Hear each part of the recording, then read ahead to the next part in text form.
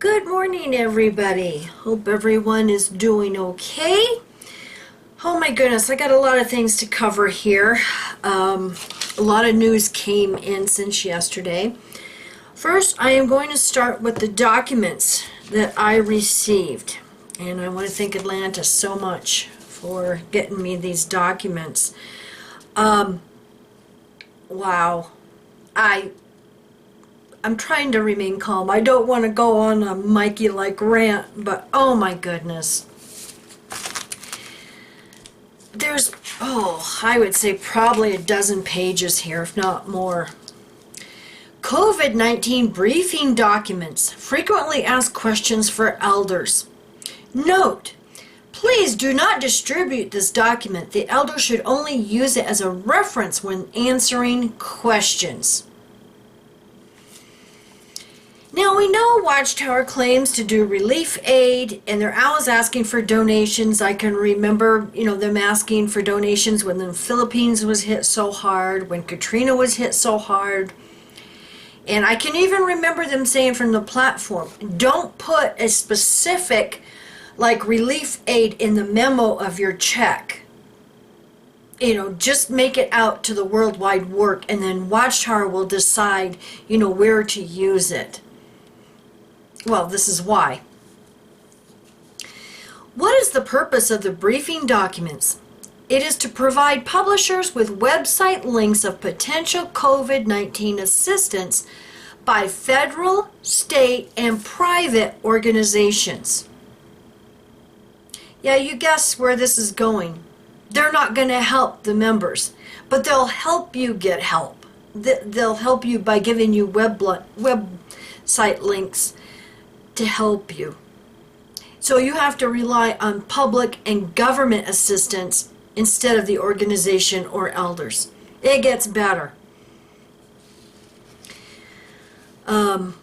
These organizations may assist with finances, food, unemployment, and insurance. The documents are provided as a courtesy.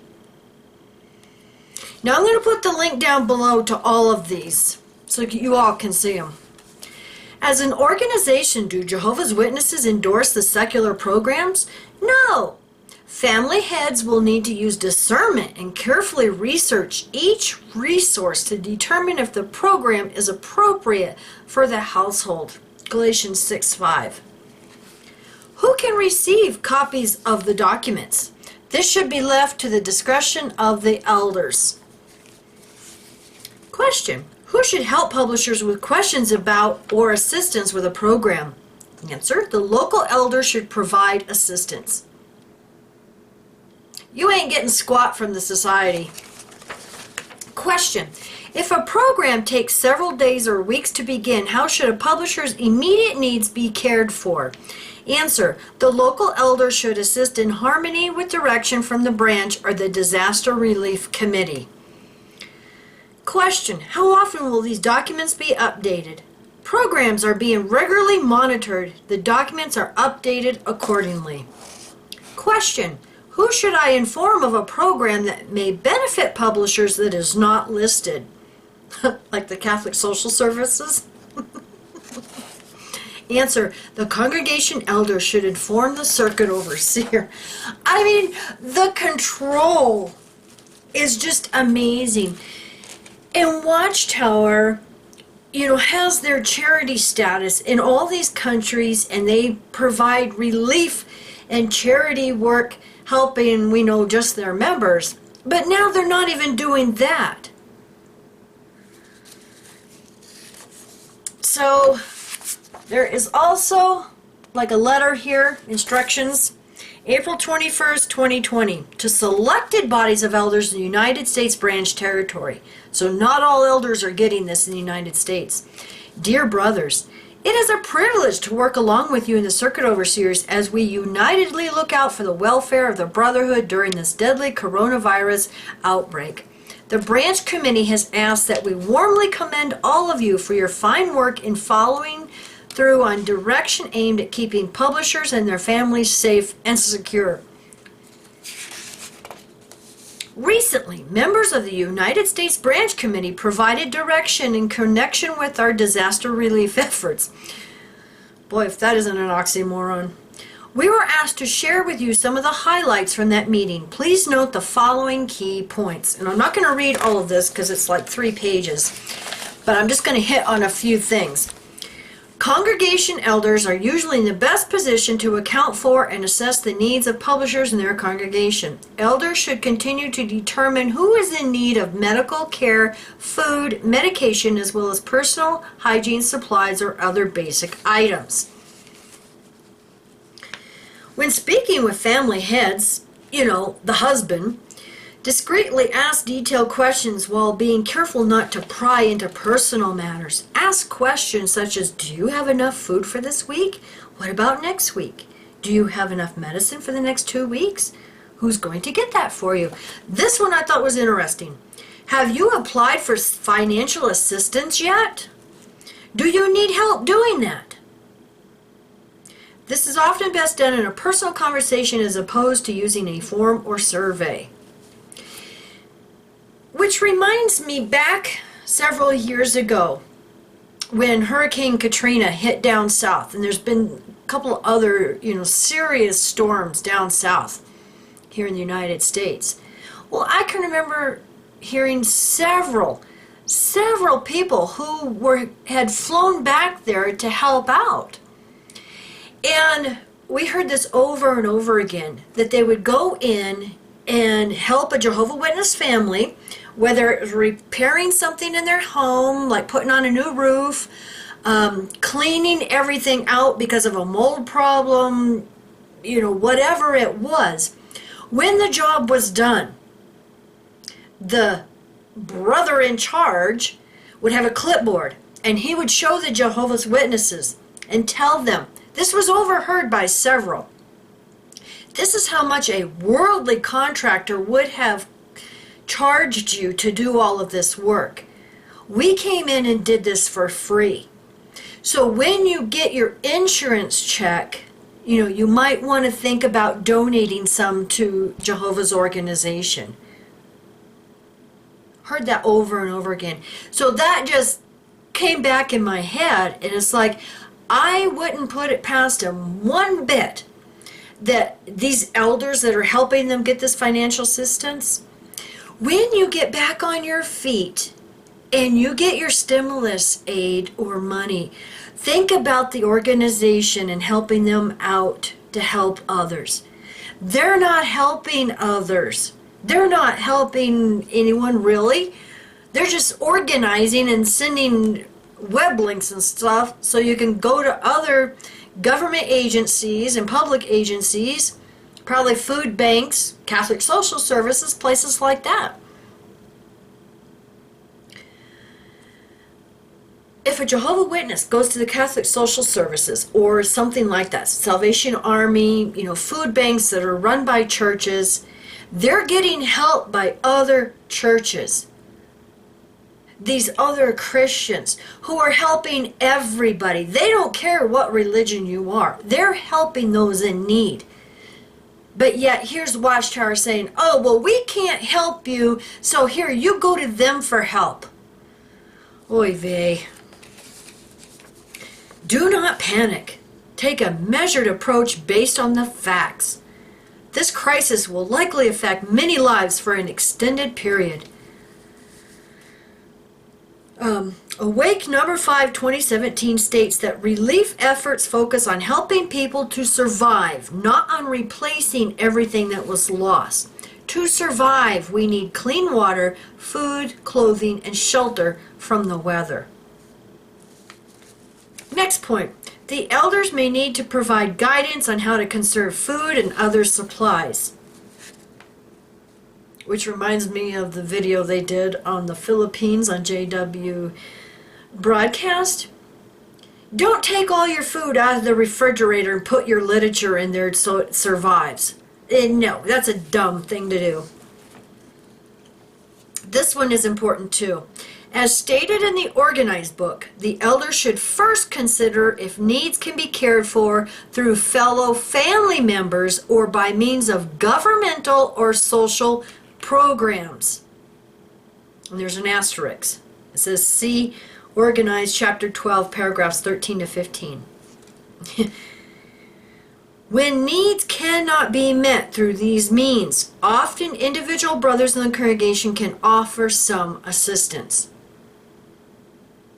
You mean they're not going to sit the head of the house, the husband, down and read them scriptures that if he can't take care of his own family, he's worse than a man without faith? That's what happened to Mike when they announced from the platform when we were in Wisconsin. You know, Brother Viagritai said, anybody who needs help getting to the district convention, come see me after the meeting.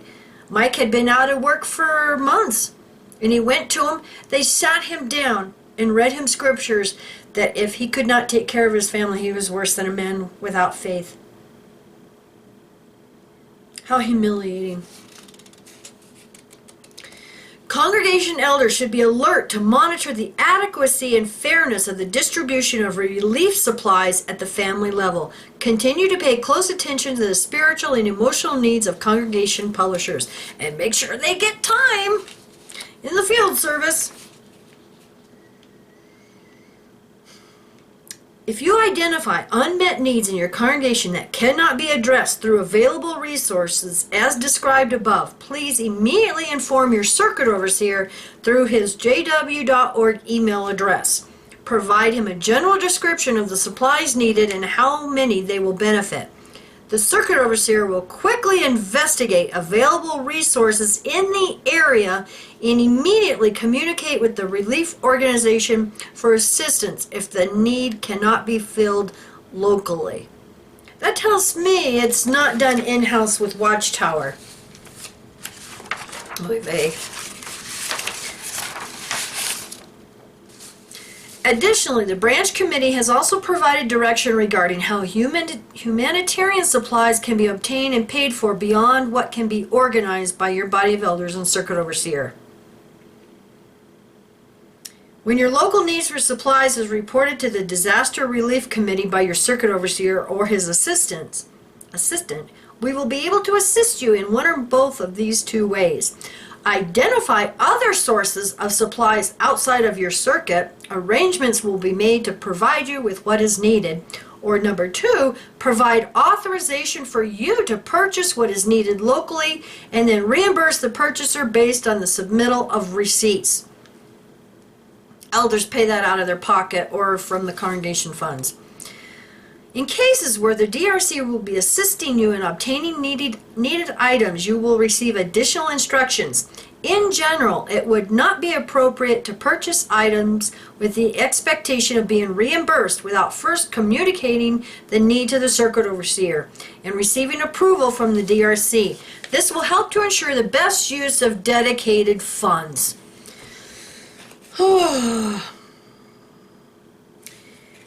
Now, in this entire 3-page letter, excuse me, 2-page letter, this is the only part that is underlined for emphasis. Since these two approaches are available, congregation or circuit funds should no longer be used to provide humanitarian assistance to affected families. Pick your jaw up off the floor and I will read that again. Since these two approaches are available, congregation or circuit funds should no longer be used to provide humanitarian assistance to affected families. As you can imagine, this pandemic is taking a heavy toll on our brothers worldwide, and the needs of our brothers in other parts of the world is very great. Boy, that's document number 2. Now, I want to show you, with these documents is an authorization and release agreement that the publishers have to sign and put their address, email, name, and all of that for disaster relief medical assistance. The purpose of this form is to obtain your consent to participate in an emergency medical consultation with a healthcare provider, including but not limited to a physician, physician assistant, specialist assistants, nurse practitioner, registered professional nurse, or licensed practical nurses. So is this like a conference with Watchtower's medical department? Don't know. All right. Now, I'm not going to read this whole thing, but I did find this interesting on paragraph 2, number B. Not-for-profit organization. JW Congregation Support, Inc., yeah, there's another corporation, is a New York not-for-profit corporation organized, among other reasons, to provide humanitarian assistance in times of natural and man-made disasters. It is acting as a facilitator to connect those seeking emergency medical advice with a healthcare provider without charge. JW Congregation Support, Inc. is not a healthcare provider, does not provide medical services, and receives no compensation for the services it provides. Then they go into risk, confidentiality, and then here at the bottom, release. You agree to release 1. JW Congregation Support, Inc. and any organization cooperating with JW Congregation Support, Inc. to facilitate the services contemplated in this agreement.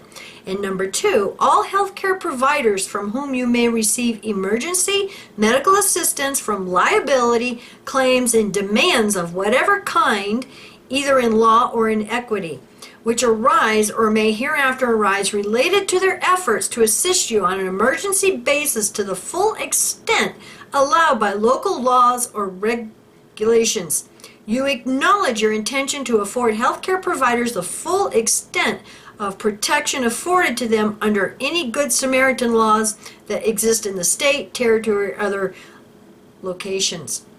In other words, you can't sue them later. And that's your release form. Okay, now I have another disaster relief form from another committee in the Tri-State Metropolitan, and it's basically the same one as the other one I read. And of course they're saying to be sure to have your executed DPA card with the information about your healthcare agents up to date. Here is their list of links and stuff for Jehovah's Witnesses to get help. The branch office does not endorse any of the following programs. The links will take you to various available resources, including nonprofit and government agencies. Family heads will need to use discernment and carefully research these resources to determine whether the program is appropriate for the households and decide if they will avail themselves of such programs. Small business grants, COVID-19 resources as of April 28, 2020. Grants for small businesses to help them through the COVID-19 outbreak. Well, we heard on the news that these small business things the government has set up is already out of money. There's just so many needing help through this. Salesforce Care has partnered with Eureka, U-R-E-E-K-A, to offer grants of $10,000 to eligible small businesses. They have the website. Applications due by May 1st, 2020 in a list of these states, and May 4th in a list of these states. Facebook is offering grants of a total of $4,000 to small businesses in eligible cities across the United States. See website for eligible areas and how to apply. Applications due by May 8th, and then they have the link. Then at the bottom it says, reach out to your local elders for assistance. Yeah, well, they're totally useless. Been there, done that. And then they've got these other documents. One says federal, which has information with more links.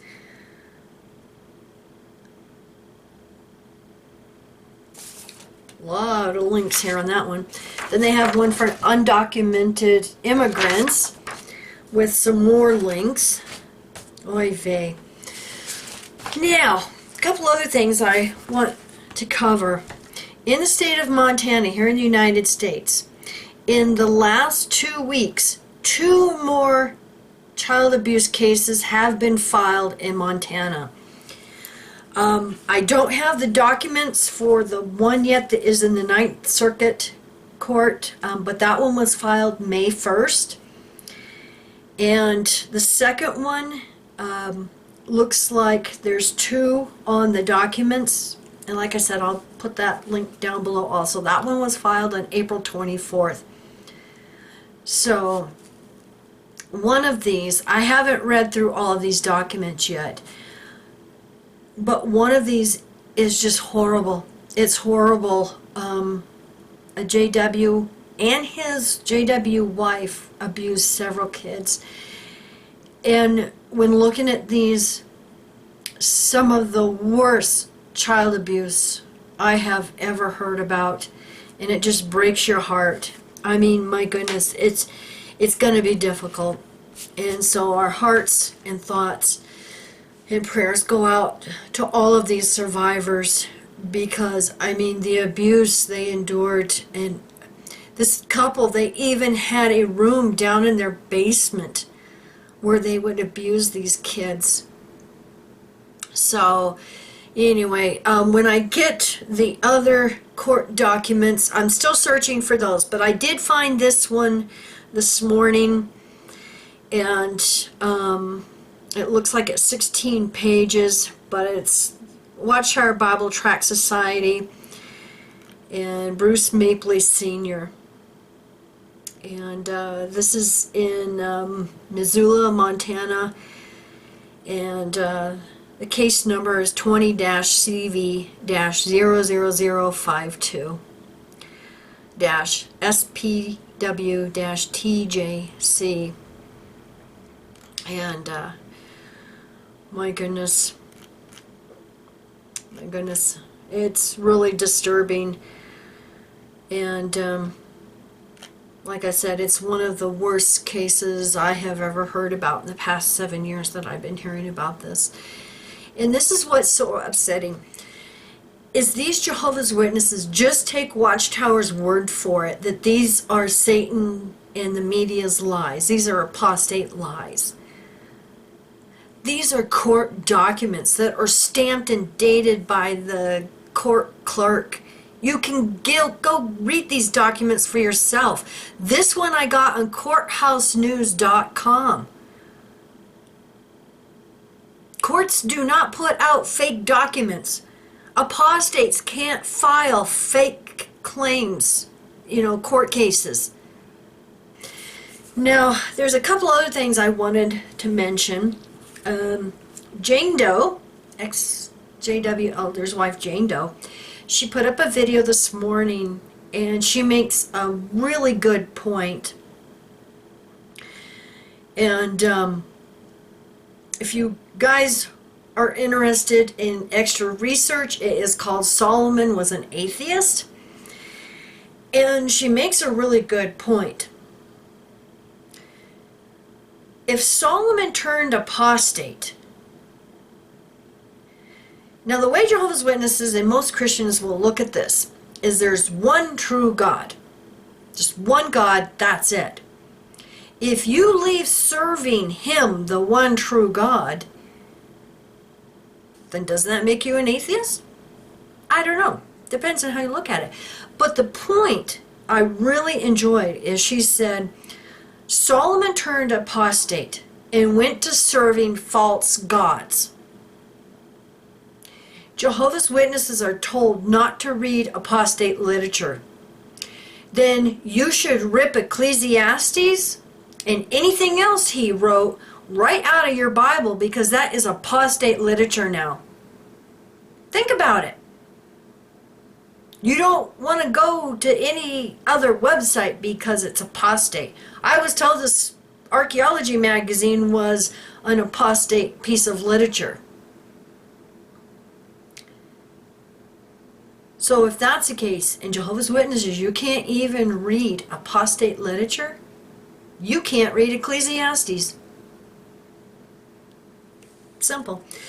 Now, She's been helping me with a list of kingdom halls to see if they've been sold or not. And she found a kingdom hall in Boston, Massachusetts that was sold back in 2010 for $2.2 million. And so I'm going to put the link down below to the updated spreadsheet. Thank you very much, Adam. We appreciate that because, guys, I mean, there's so much. But she got to mentioning, she says, I was trying to find other kingdom halls in Boston. And she says, in the city of Boston, she couldn't find any others. That was the only one. And she says, am I doing something wrong, or what? It's like, no, sweetie, you're not doing anything wrong, because I went to the jw.org website, and here's the screenshot. See the green arrow right in the middle of Boston? Look around there. There is no other kingdom halls. The closest one, it looks like it's in suburbs of Boston. But you can see right around, the city of Boston. The only other kingdom halls are on the outskirts or in the suburbs. The outlying areas. And they're under a different town or city's name. So, anyway, check out the, updated spreadsheet. And like I said, I'm going to put the link down below to all of this. And my goodness, a lot to cover.